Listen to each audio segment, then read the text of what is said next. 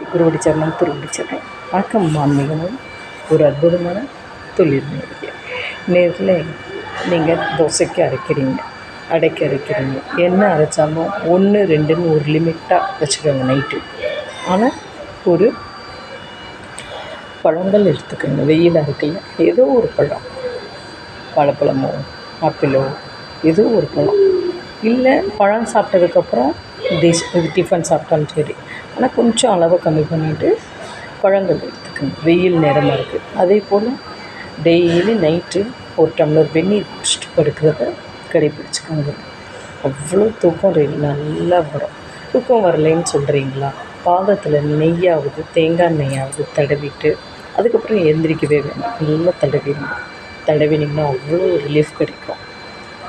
அந்த எண்ணெயை வச்சு நீங்கள் அப்படியே நரம்பெல்லாம் மசாஜ் பண்ணிங்கன்னா எங்கேயோ போயிடலாம். செஞ்சு பாருங்கள்.